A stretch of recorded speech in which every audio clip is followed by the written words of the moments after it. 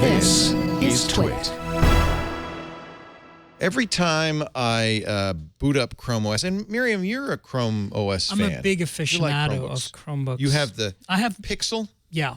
So this is the one that Google makes that is all, like $1,300. I mean, it's really expensive, but it's metal. It's got a touch screen. There's got a lot of really nice features. And I brought it out because I wanted to compare it to the latest $300 Chromebook from Samsung. One of the first things, and I don't need to tell you too much about Chromebooks. I'm sure you know already the details. It's a OS from Google that is based on the Chrome browser. Anything a Chrome browser can do, you can do in Chrome OS, but nothing else. It doesn't allow you to install apps or anything. They all have to be plugins for Chrome. So, in fact, if you want to know what would it be like to use Chrome OS, just launch Chrome on your computer, on your Mac or your Windows PC, and then don't use anything else. That's what it's like. On the other hand, what I love about this, and every time I set up a new Chromebook, I kind of go, wow, that was easy. All you have to do is turn on the Chromebook, enter your Google credentials, and boom, all your bookmarks are there. Everything. The way you've got it set up to look, all of your apps. And Google has really done a lot to make Chrome more and more like a real operating system, including the app, little app drawer here that holds all of the installed apps. They call them apps. They're really just It's Chrome interesting extensions. you brought that up because, if you were to install Chrome on your Windows or Mac right now, you wouldn't. There's some functionality. No, you do get this. You get this, but it's a it's a kind think of it's an not as add-on. nice? I don't Yeah. think it's actually nicer on Chrome, this part. Yeah. Settings are all in the system tray down here on the right, if you don't mind me using a Windows term. And one of the settings that I think makes a Chromebook extra special is in the advanced settings. It's called Power Wash. Power Wash takes the Chromebook and wipes it, brings it back to the way it was when it came from the factory, including deleting all your data, your logins, and everything. And that's what makes a Chromebook so special.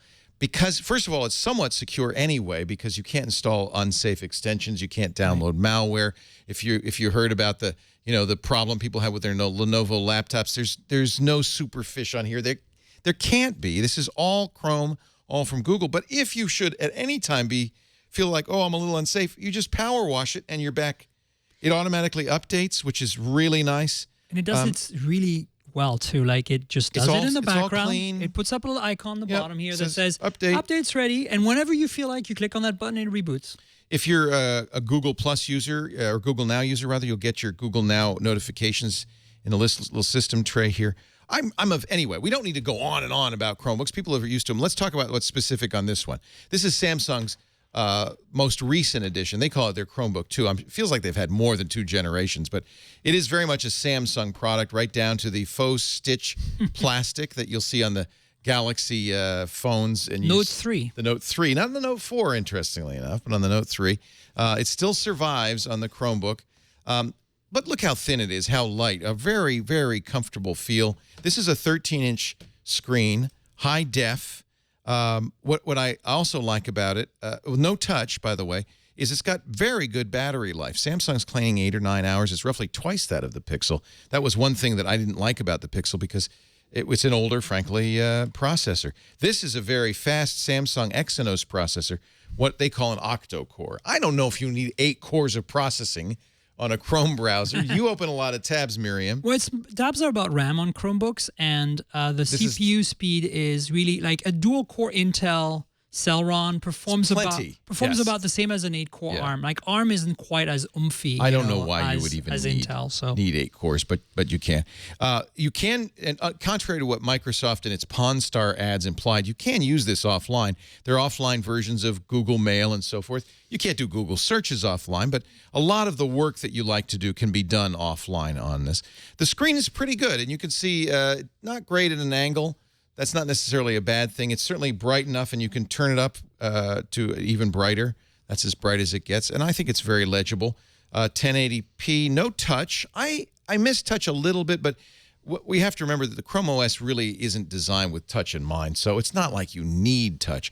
For a student at $299, 16 gigs of storage, 2 gig. I think it's 2 gigs of RAM. Now I have to pull up the specs. I think you're right. It's 2 gigs. Is that right? Yeah.